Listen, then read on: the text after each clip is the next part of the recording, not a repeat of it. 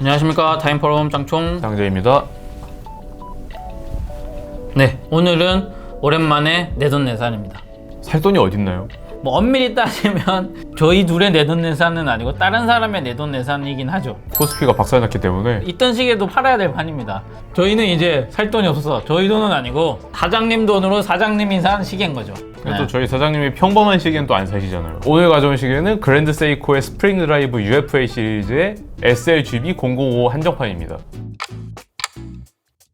스프링 드라이브 UFA에서 이 UFA는 이 울트라 파인 애큐러시라고 해서 이 단어의 준말로 극도로 세밀한 정확성을 뜻하는데, UFA라는 이 명칭이 그냥 갑자기 툭 튀어나온 것도 아닙니다. 때는 1960년대 후반, 시간당 진동수 36,000 vph의 이 하이비트 모델 44GS가 데뷔해서 이 한 시대를 풍미한 바가 있거든요. 당시 44GS 컬렉션 중에 천문대 크로노미터 경진대회 출품을 목적으로 또 한 번 튜닝을 거친 게 Very Fine Adjusted, 줄여서 VFA라는 라인으로 별도로 나왔고, VFA는 한 달 오차가 플러스 마이너스 1분으로 실제로 스위스 뇌셔텔 천문대 크로노미터 경진대회를 씹어먹다시피 했습니다. 다른 이제 스위스 브랜드보다 이제 좀 더 높은 순위를 기록하면서 VFA 이 라인뿐만 아니라 이 그랜드 세이코의 이름을 드높이는 계기가 됐던 거죠. VFA라는 이름이 이 단순히 과거의 영광으로만도 이제 끝나지 않았던 게 UFA가 그 이름에서 연유해서 새 시대를 열고 있기 때문이거든요. 근데 이름을 물려받았기엔 글자가 하나밖에 안 똑같은데요?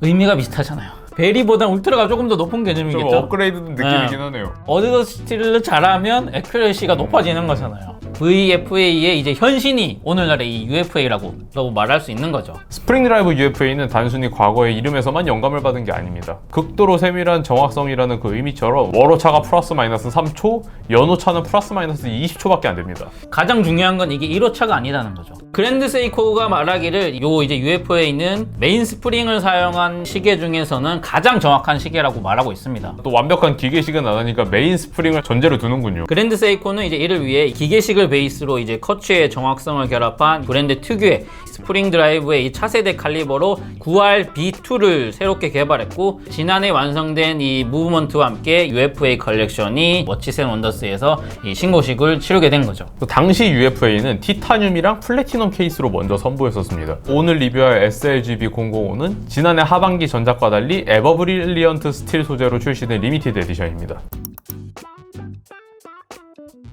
오늘은 또 쇼핑백까지 가져오셨네요. 내돈내산의 묘미는 이제 또 언박싱이잖아요. 그랜드 세이코의 시계를 사면 이제 요새는 요런 쇼핑백이 같이 나갑니다. 쇼핑백 안에서 들어있는 이제 본 박스는 크기가 한 요 정도 됩니다. 박스는 그랜드 세이코 특유의 이 네이비 컬러로 되어 있는데, 요새 그랜드 세이코 시계를 사면 요 박스가 기본으로 나가는 것 같습니다. 박스를 열면 짜잔! 우리나라 한지와 비슷한 느낌의 고급 종이가 이렇게 또 시계 보관함에 이렇게 쌓여 있습니다. 박스 옆에는 보증서 패키지 같은 게 이런 식으로 있는데, 옆쪽에는 이렇게 오퍼레이팅 인스트럭션이라고 해서 가이드가 적혀 있고 QR코드도 있습니다. 오른쪽에는 워런티 카드가 있고, 워런티 카드 안쪽에는 메인터넌스 서포트라고 해서 종이가 하나 있는데, 우리나라에서 이 그랜드 세이코를 구매하면 이런 서비스를 제공하는 게 있거든요.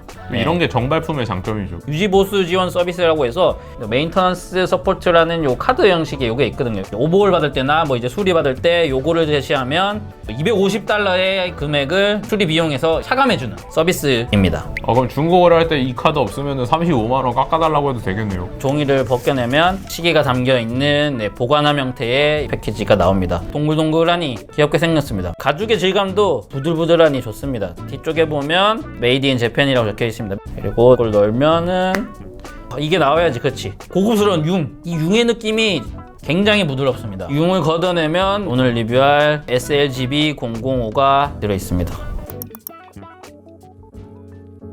세이코 그룹의 독자적인 에버브릴리언트 스틸로 만들었는데, 에버브릴리언트 스틸은 이름처럼 밝게 빛나는 스틸 소재라고 할 수 있는데요. 일반적인 스틸이 이제 몰래 살짝 잿빛을 띠는 반면, 에버브릴리언트 스틸은 화이트 골드나 이 플래티넘처럼 이 눈부신 이 화이트 톤을 띈다고 합니다. 에버브릴리언트 스틸은 내식성도 일반 스틸은 물론 904의 스틸보다 뛰어나다고 합니다. 그리고 에버브릴리언트 스틸의 효과는 그랜드 세이코가 자랑하는 자라츠 폴리싱과 만나면서 더욱 극대화된다고 해요. 화이트 골드처럼 빛나는 스틸이니까 자라츠 폴리싱으로 연마하면 광이 극대화 되겠죠. 자라츠 폴리싱으로 마감한 베젤 그리고 미들 케이스의 이제 모서리를 보면 왜곡 없이 흡사 거울 같은 광택을 냅니다. 지금 여기 보면 제 얼굴이 이렇게 비칩니다.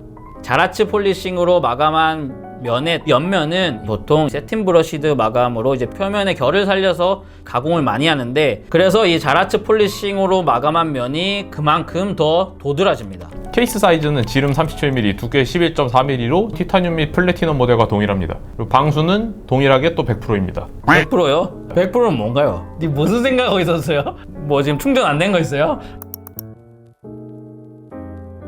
먼저 나온 티타늄 모델과 플래티넘 모델은 그랜드 세이코의 매뉴팩처 중 하나인 신슈 워치 스튜디오와 인접한 키리가민의 고원에서 영감을 받아서 서리로 뒤덮인 숲을 특유의 텍스처 다이얼로 표현한 거라고 하더라고요. 아이스 포레스트 라는 이제 명칭으로 해외에서는 이제 인기를 끌었었고, 뒤이어 나온 에버브릴리언트 스틸의 이제 SLGB 005 이 시계는 그 위에 퍼플 컬러와 함께 이제 그라데이션 효과까지 곁들이면서 해가 뜨기 시작하는 새벽녘을 은유적으로 표현했다고 하더라고요. 조명과 이제 또 자연광에 따라서 이 다이얼이 굉장히 다르게 보여요. 지금 촬영하고 있는 조명과 이 각도에서는 시계의 다이얼이 그냥 건판으로 보여요. 자연광이나 조명의 각도를 달리하면 이 시계의 핵심인 퍼플 그라데이션 컬러와 다이얼 패턴이 드러나는 거거든요. 그게 또 엄청 큰 장점인 것 같아요. 홈페이지 사진만 보고 이게 엄청 쨍한 보라색인 줄 알았거든요. 에볼루션 9 시리즈랑 동일하게 끝이 뭉툭하게 생긴 두툼한 시침과 끝을 칼처럼 날카롭게 벼린 분침, 그리고 입체적인 아플리케 타입 아워마커는 모서리 하나하나를 전부 깎아서 가공했습니다. 깎아내면은 또 이제 일일이 다듬어서 또 광을 냈거든요. 시계를 움직여보면 빛 반사에 따라서 헨지 및 인덱스가 음영이 화려하게 달라지는 걸 확인할 수 있습니다.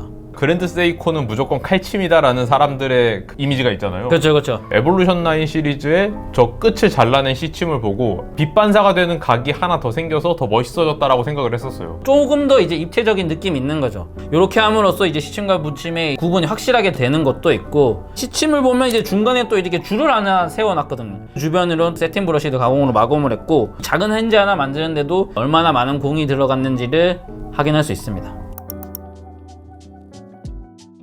무브먼트는 차세대 스프링 드라이브 칼리버인 9RB2입니다. 원래 스프링 드라이브는 기계식을 베이스로 이스케이프먼트를 트라이싱크로 레귤레이터라 일컫는 쿼츠 방식으로 대체한 하이브리드 메커니즘을 가리키는데요. 배터리 없이 동력을 생성할 수 있는 기계식의 장점에다가 쿼츠의 정확성을 결합한 셈입니다. 트라이싱크로 레귤레이터는 한 쌍의 코일 블록과 쿼츠 진동자, 그리고 직접 회로 IC로 이루어집니다. 스프링 드라이브는 이제 워낙 잘 알려져 있지만 구동에 대해서 좀 더 한번 말씀을 드리면, 스프링 드라이브는 이 메인 스프링이 이제 풀리면서 이제 생긴 에너지가 기어 트레인을 거쳐 이 글라이드 휠이라 부르는 이 로테이팅 휠에 도달하면서 구동이 시작되는데요.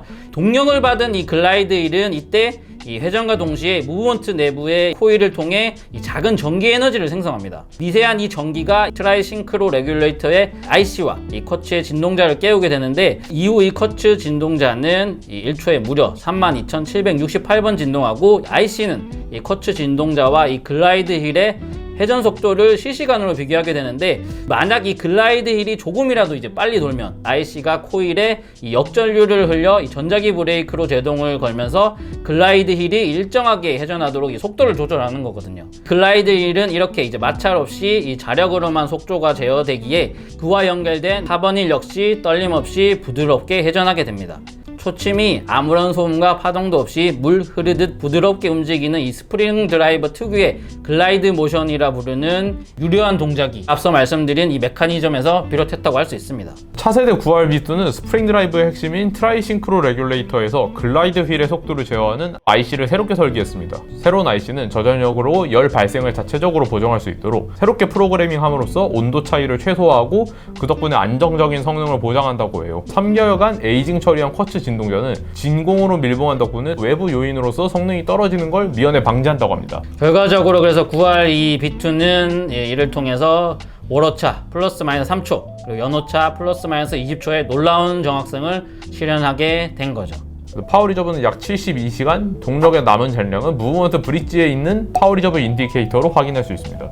9RB 이제 2의 또 특징 중 하나는 이 사이즈가 컴팩트하다는 건데요. 지름 30mm, 두께 5.02mm로 이 비교 대상이라 할 수 있는 이제 기존 9R654보다 약 0.7mm 정도 얇거든요. 케이스 두께를 11.4mm로 기존 9R65를 탑재한 이 시계보다 얇게 설계할 수 있었던 것도 조금 더 얇아진 무브먼트 때문인 거죠. 무브먼트 두께가 줄어든 만큼 딱 줄어들었더라고요. 케이스 지름을 37mm로 이제 줄일 수 있었던 것도 무브먼트의 이제 설계에서 비롯하는데, 기존 9R65는 이 혹시 모를 자성에 대비해 이 주변으로 연철링을 두르는 반면 차세대 9RB2는 주요 부품이 항자성 소재로 이루어졌기 때문에 이 연철링을 필요로 하지 않는다고 하더라고요. 그래서 연철링이 빠진 만큼 케이스를 작게 만들고 결과적으로 무브먼트를 케이스에 보다 밀착시킬 수 있으니까 더 작아진 시계를 만들 수 있는 겁니다. 케이스 뒷면을 보면 무브먼트가 이제 보기 좋게 케이스 뒷면을 꽉 채웁니다. 스트랩이 케이스와 같은 소재의 에버 브릴리언트 스틸로 만든 3년 링크의 브레이슬릿인데, 아쉽다면 저는 개인적으로 많이 아쉬운 것 같습니다. 이 나쁘다는 게 아니라 훌륭한 다이얼과 케이스에 비해 특색이 없고 좀 평이한 편이긴 하거든요. 이게 좀 포장하면 크게 흠잡을 데는 없는데 무난하자는 거죠. 조금 신경을 쓴 브레이슬릿이라면 케이스 모서리에 있는 유광면이 이 사이드 링크의 측면에 있는 모서리와 쫙 이어지면서 이제 좀 더 멋있는 분위기가 나거든요. 근데 요거는 자라츠 폴리싱이 케이스에 뚝 끊기고 링크 옆면을 깎아놨다고 하긴 하는데, 깎아낸 면의 이 깊이가 굉장히 얇습니다. 좀 더 양보해서 생각을 해보자면 다이얼과 이제 케이스에 좀 더 집중될 수 있도록 브레이슬릿이 한 발짝 물러난 게 아닌가, 그렇게 네이징을 해볼 수 있겠습니다. 보통 이 네이징이 안 먹히는 부분이 하나 있거든요. 기존에 나왔던 이 티타늄 브레이슬릿 모델은 애호가들이 쌍수를 벌려서 환영했던 미세 조정 시스템이 있었는데, 스틸 모델에서는 미세 조정 시스템이 빠졌습니다. 그래도 한정판이 하나 다른 거는 버클에 금딱지가 하나 들어갑니다. 버클은 단방향으로 열리는 폴딩 버클입니다. 코트가 아니니까 기계식 베이스잖아요. 조작도 한번 해보겠습니다. 100m 방수에 이제 스크류 다운 방식이니까 스크류를 아래쪽으로 돌려서 풀면 크라운이 이렇게 툭 튀어나오고, 이쪽으로 돌리면서 와인딩을 하면 되는데, 크게 걸리는 것 없이 슥슥 하는 소리 함께 부드럽게 와인딩을 할 수 있습니다.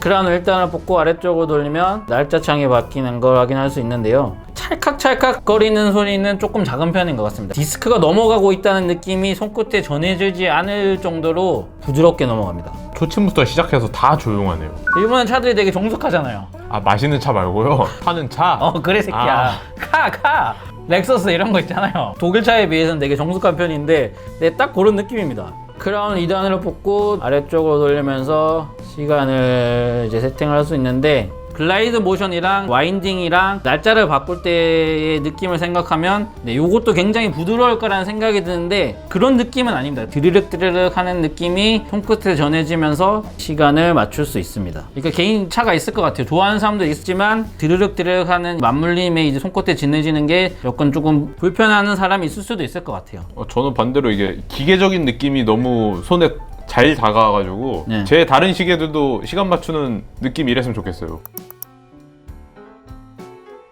사이즈 기가 막힙니다. 그랜드 세이코가 아시아 형님들을 배려해서 이 사이즈를 진짜 잘 만들어준 것 같아요. 손목둘레 이제 16cm 내외 손목에는 이 37mm가 진짜 딱 맞습니다. 와. 케이스 자체도 인체 공학적으로 설계를 했겠지만, 특히 이제 케이스 백이 얇아서 시계랑 손목 사이에 뜨는 부분이 거의 없습니다. 이렇게 뜨는 부분 없는 시계는 진짜 오랜만에 제 손목에 얹어보는 것 같아요. 말 그대로 이 시계가 손목에 착 붙습니다. 착붙입니다. 착붙. 지금도 이제 사이즈가 훌륭한데, 개인적으로는 이거보다 1mm만 더 얇았으면 진짜 완벽했을 뻔했습니다. 2년 내로 수동 버전 내주지 않을까요? 쌍재희님 말씀처럼 수동으로 나와서 케이스 두께가 더 얇아진다면 진짜 더할 나위 없이 훌륭할 것 같습니다.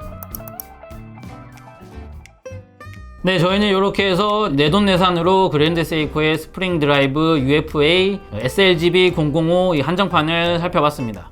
국내 출시 가격이 1,740만 원입니다. 1,300개 한정으로 나왔습니다. 그랜드 세이코에서 오토매틱보다 스프링 드라이브가 좀 더 비싸잖아요. 딱 그것만큼 에볼루션 9 시리즈랑 차이가 나는 것 같습니다. 가격이 뭐 그렇게 납득하지 못할 가격은 아니다. 차세대 스프링 드라이브로서 그냥 걸맞는 가격 같아요, 전. SLGB 005는 이 UFA라는 이름에 걸맞게 놀라운 정확성을 실현한 차세대 스프링 드라이브, 그랜드 세이코 특유의 이 자라츠 폴리싱과 함께 한치의 오차 없이 이 마감한 케이스, 독창적이고 이 섬세한 패턴에 남다른 의미까지 부여한 이 다이얼까지 그랜드 세이코에서만 맛볼 수 있는 이제 별미로 가득한 것 같습니다. 그야말로 이 그랜드 세이코의 별미 중에 별미가 아닌가 생각이 됩니다. 네, 저희가 이제 앞에서도 계속 누누이했던 이 아시아권 형님들에게 딱 맞는 사이즈 역시 빼놓을 수 없는 장점 중 하나라고 할 수 있겠습니다. 에볼루션 9 시리즈의 감성을 유지하면서 크기는 확 작아진 거잖아요. 티타늄이나 플래티넘 모델과 다르게 매력적인 다이얼로 나온 이 한정판이니까 또 그만한 가치가 있지 않을까 싶습니다. 저희는 다음 시간에 진짜 내돈내산으로 찾아올 수 있었으면 좋겠습니다. 진짜 저희 둘의 시계를 가져와서 리뷰할 수 있는 날을 기대해 보겠습니다. 엔딩이 너무 슬프네요. 화이팅입니다. 감사합니다.